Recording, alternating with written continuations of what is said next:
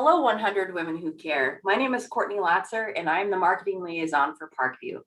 Today, we have barb.anderly and theresa.henson with us to tell us about the Caregiver Support Services program that we have. Theresa, to start out, can you tell us about our mission statement? Hello, Courtney. Thank you. Thank you, 100 Women Who Care. I'd like to read to the 100 Women Who Care our mission statement, so I don't miss any of the good words. The Caregiver Support Program is an innovative resource designed to provide caregivers education, personalized support planning, and other guidance and referrals so that they are able to confidently care for their loved ones at home. We support caregivers and care receivers in order to help them sustain the life they are choosing to live. The values of compassion, excellence, stewardship, integrity, unity, and respect are cornerstones that we take from Cassia, our parent company, and bring them to the forefront in order to care for the community that we serve. That is wonderful. Barb, tell us what the program looked like in 2020. In 2020, we started offering caregiver support to our short-term rehab families that were returning home. We wanted to make their transition successful, and we were able to support them, some just for a few months, and some of them still need our services now. With the pandemic starting, we were not able to go out and find other resources, but we did work with our caregivers in-house. Hey, Theresa, tell us how 2021 is going to be different for us. 2021, we add another layer of care to the support that we have been providing to caregivers by introducing respite, volunteer services, and also education to our community and our caregivers. Okay. Barb, can you tell us who this program is serving exactly? Like, what does that look like to us? Well, we're working in Wright County, so we're serving Buffalo and a 15-mile surrounding radius of Buffalo. You do not have to be involved in Parkview or any one of the Cassia campuses. We will work with any caregivers in that area. Caregivers need to be over the age of 18, caring for someone that is 60 and above. So that can be a parent or a child or a spouse or anybody, and any neighbor or anyone that is the main caregiver for that client. You guys have so many wonderful stories of people that you've helped with this program. We wanted to talk about Thelma and Ed. So I'm going to go ahead and pull up a picture of Thelma and Ed so you can tell us about them and how we were able to help. So just give me 1 second here. Can you guys see the picture okay? Yeah. Ed lives in our nursing home in the long-term care side. Thelma was living at home, and she had a small dog that she had with her named Danny. Thelma was having some problems at home and needed to move to an assisted living, and she wasn't really sure how to sell her home and where she would be able to go that she could take her dog. So I was able to guide her in the right direction and who to contact to sell her home. And I was able to connect with our assisted living that's part of Parkview campus. Park Terrace is able to accommodate some small pets when you move in, as long as you're able to care for the pet yourself. So Thelma and Danny moved into our assisted living, and now on a daily basis are able to go down the hall. It's all connected, and even when it's 20 below zero, she doesn't have to go out. She's able to take Danny and go down the hall. In fact, Danny finds Ed's room before Thelma can make it there. That's wonderful. That's really, really great. Another story that we talk about is Barb, a wonderful woman named Barb. Can you tell us about her?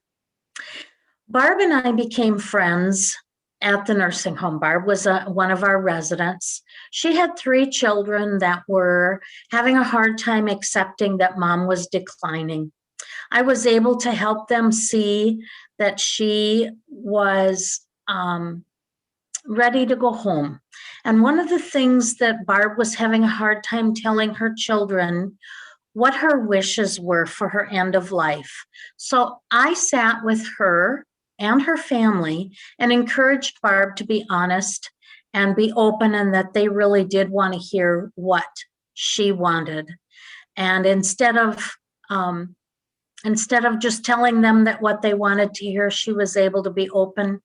And eventually Barb did decline and sign on to hospice, and the family received support from hospice also until Barb actually did pass away and go home to her Lord. Glad that she had you and you guys were able to work through that tough stuff, because it can be hard sometimes. Thanks for sharing that story with us. Teresa, tell us what we're going to be focusing on in 2021 with the program. We're going to be focusing in 2021 on getting 20 people to be on our volunteer team. That's our main goal, to add that to our service program for our caregivers and care receiver families. One thing that we want to do is get, as we get our 20 volunteers, we want to get them matched up with like interests with a care receiver caregiver family, so that the caregiver feels comfortable to be able to step away to take a break, perhaps go to a doctor appointment or go play cards. You know, we know in the wake of COVID-19 that our care receivers and caregivers were not able to leave their homes, many of them not able to go to church, you know, kind of leading that isolated type of life like we all have been. But for a caregiver, I think it's become really a program that we need to focus on and give attention to that caregiver so that they can step away and take a break. Absolutely. Absolutely. So you said we're looking to recruit 20 volunteers. Can you tell us what that training program looks like for those volunteers, and what type of time commitment are they looking at? Sure. So 20 volunteers, time commitment.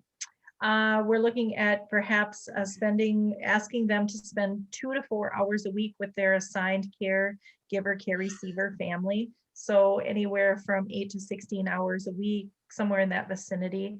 Eventually, we will, Barb and I, as the caregiver consultants, we will go out with the volunteer to make sure that it's the right match, make sure that we've got good relationship foundationally started. And then they will work together on what time works for each of them. Perhaps the caregiver needs to step away to go to an appointment. She might ask the volunteer to come in and be with the care receiver. All of our volunteers will be background screened.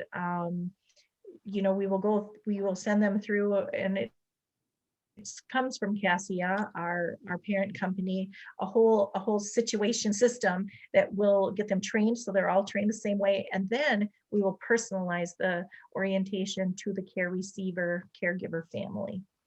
Awesome. So the 100 Women Who Care grant, can you tell us how we're going to be using those funds within our organization in our program? Yes. So the funds that we receive from the 100 Women Who Care are going to enhance our program even further than what we can do by providing some support items. We are issuing each volunteer a go bag that has items in it for the volunteer to hold PPE items, as well as items that they would do if they're visiting with the care receiver. They could be books and things like that.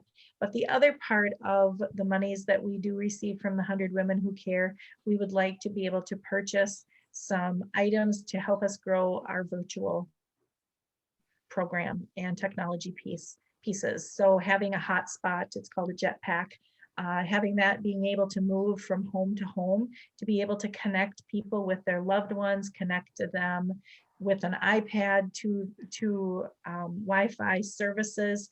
Maybe the volunteer can help the care receiver connect with family who maybe lives out of town, and they can FaceTime together and do some things like that. So that's what we're hoping to do with the money, and we are excited to get going on that.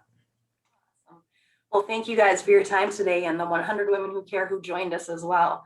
We appreciate your support so much. If you would like some more information, I'm going to go ahead and list Barb and Teresa's phone numbers. We've got Barb at 763-951-7819 or 763-951-7886. Again, thank you so much. And if you have any questions or would like to volunteer within our program, just let us know. Take care and have a great day.